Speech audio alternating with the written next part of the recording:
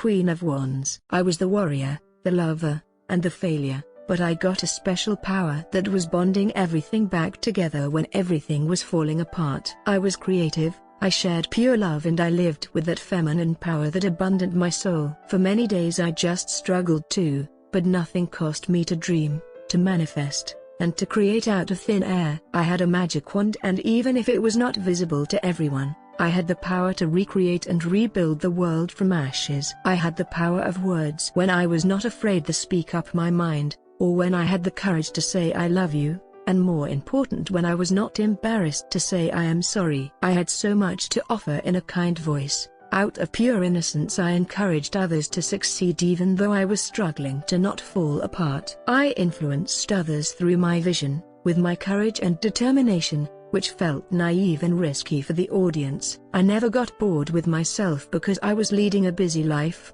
and juggling many balls in the air that looked insane but gave me power. I installed confidence in others that lost their hope, and I gave to them the power and self-assurance that they can achieve anything they set in their minds. I was an example for many that couldn't find their way. I was vibrating harmony, and I rewrote the history in poems. In my energy, passion, and enthusiasm were drawn sad souls that get intoxicated with beauty and joy. They were getting so close to my light like a hungry moth, and were almost forced to get a closer look in their shadow self. Some people got tired of just looking at me always on the go, but there was no rest from passion and desire. I had a dark sense of humor, and death was just another step that was taken in a different place. I was not afraid of losing a body, because I was aware that my soul was eternal. I knew that life did not have a rigid definition, and creative solutions would make me happy and keep me active. I was courageous and individualistic,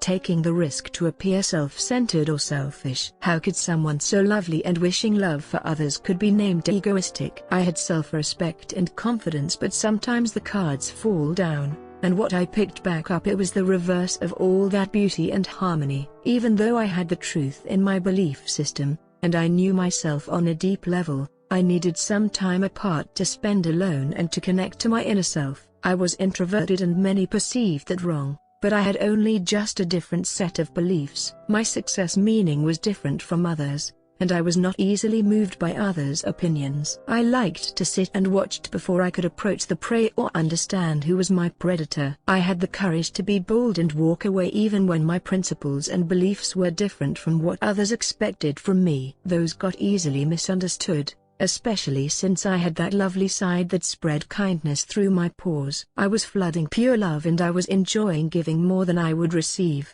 But I needed the sun to glow and water to flow. I was not a source of renewable elements that overflow an eternity. I gave it because that was what I felt like.